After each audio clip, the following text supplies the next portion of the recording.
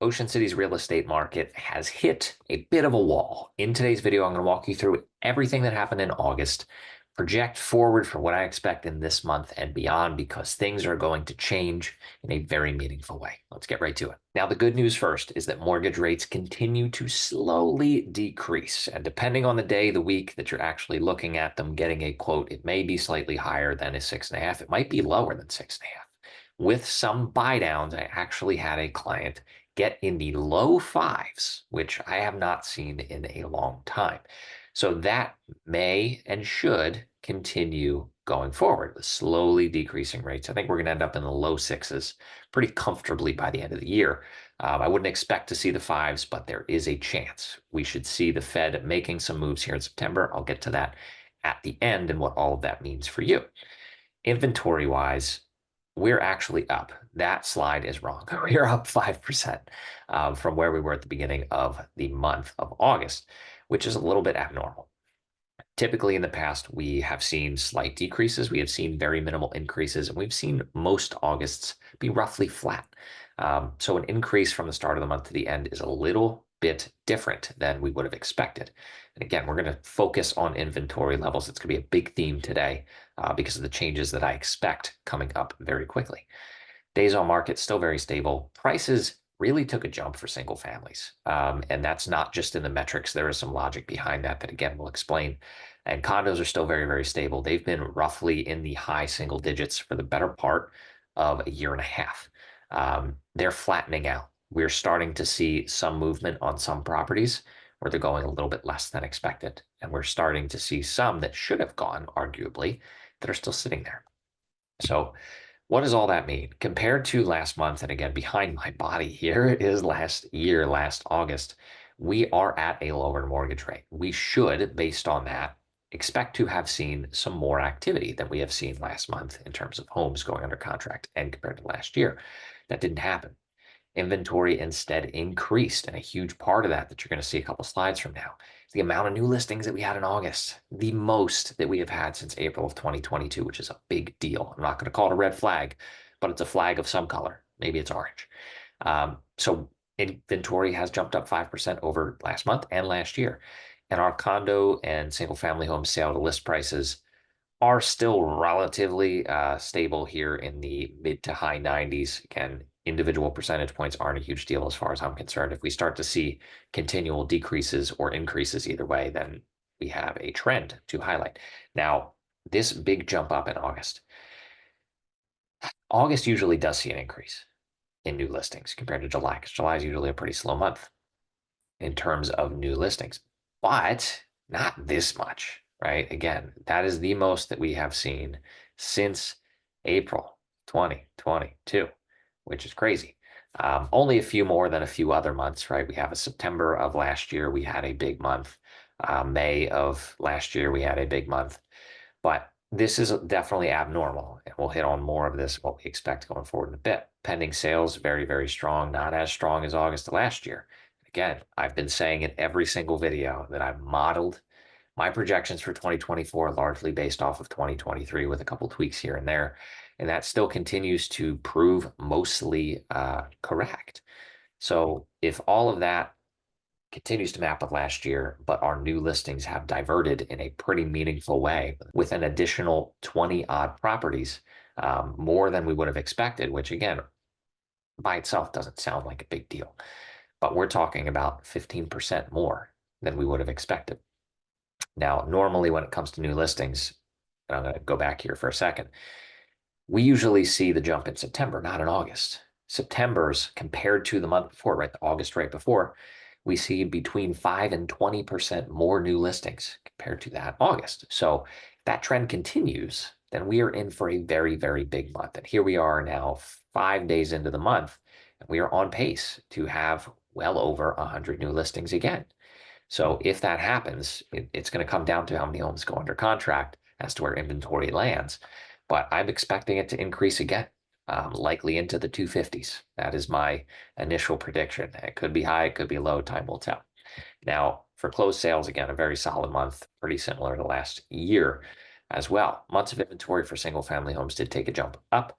That is because of the amount of new listings that did hit the market. We had plenty go under contract. It's just we had more new listings than we would have expected. That didn't seem to stop pricing, though. And again, a lot of this rise, and here's where I want to pause for a second. A lot of this rise has nothing to do with like kind homes being now 15% higher in value than they were a year ago. That's not the case. Somebody may make that argument. You may misinterpret it that way. What really has happened is we have had so many more higher priced homes, $2+ million homes selling than we have 1.5 and less $1 million homes. So that is starting to skew this in terms of if you're comparing year over year, it's not really the right comparison. And I'm struggling to find exactly, what metric I can pull. The mean and the median are in lockstep in terms of percentages, in terms of overall movement.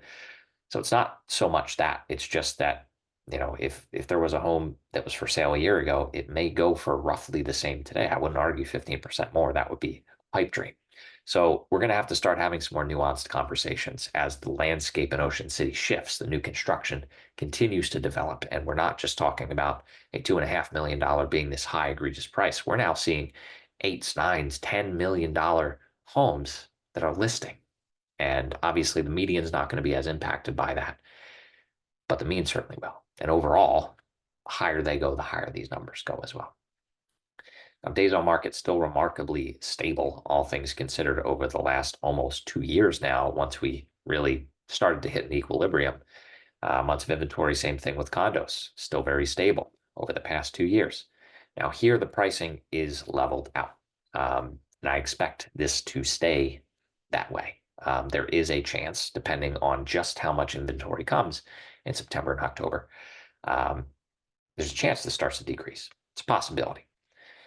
Days on market still very stable, right? There's really nothing screaming that there's going to be a problem coming. What I'm going to get into here at the end is a lot of speculation, and it's not meant to scare anybody. I'm going to give you some very concrete examples as to why I feel what I feel, the advice that I've given clients of mine. So speed, this was a very normal standard month at around 2. And again, all that means is for every 2 new listings we get, 1 home goes under contract. That is above average, but for August's, that is about average. So normal, all things considered. And this, again, still very stable. If you stretch it out instead of a 1-month look at speed, we start to do some more complex things with it, looking at it as a 6 to 12-month ratio over multiple years versus just the last 2 years. Things really have stabilized there. Now, here's where I want to get on my soapbox a little bit. Again, mortgage rates, we are expecting the Fed to cut rates. They've come out and basically said that they're going to at their meeting this September. The uncertainty is whether they're going to do a 1/4 basis point cut or a 1/2 basis point cut. And a 1/4 basis point, to the best of my understanding, is what has really been priced in from an investor standpoint.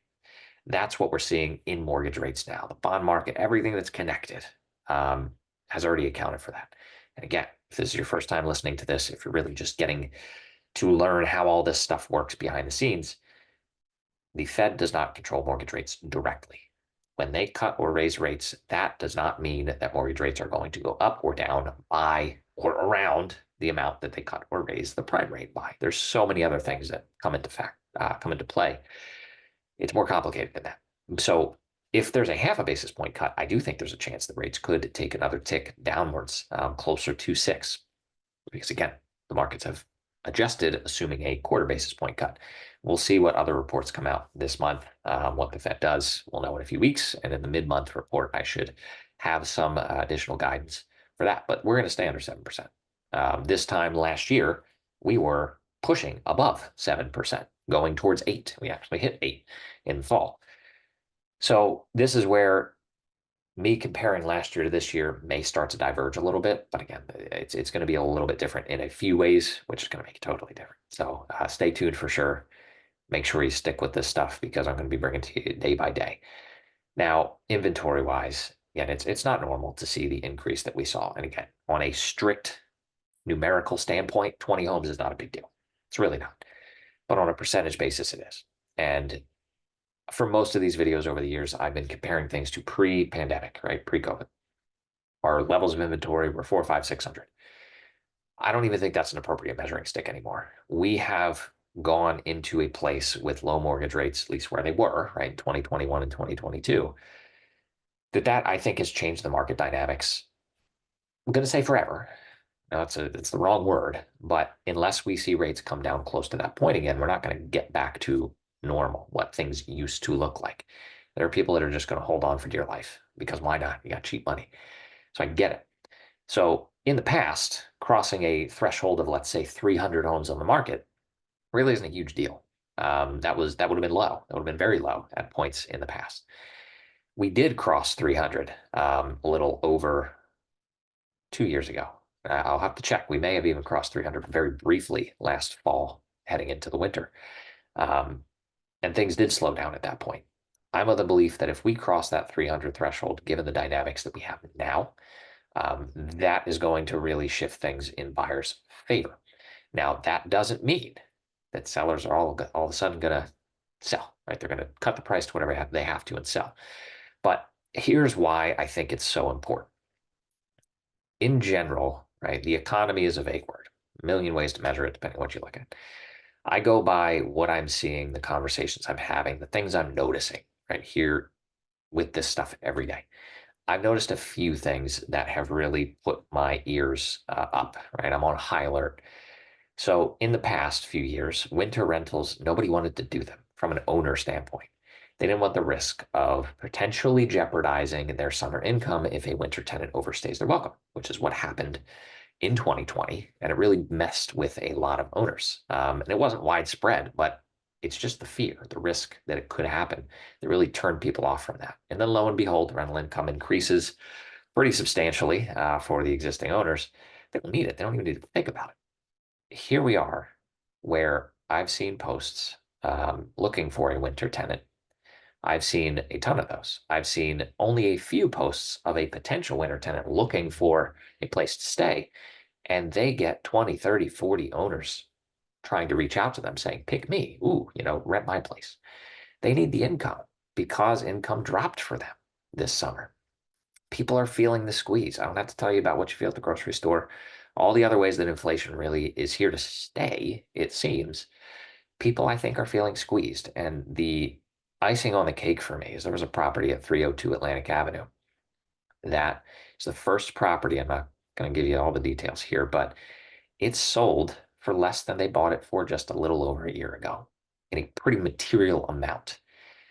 It doesn't take too many of those people feeling squeezed, wanting to get out for one reason or another, to give buyers pause. And if enough buyers hit pause, then the sellers have to start considering their options. Who really wants to sell and who doesn't? And it doesn't take a ton to really want to sell before it starts resetting the market in a different direction, right? Resetting buyer expectations. So that's the path that I think we're on, candidly. I think over this fall, we're going to see some properties sell for numbers that we would have not believed even just a year ago. I think there are going to be some buyers who really do get a good property for a decent price, which really I haven't seen too much of over the last year or so.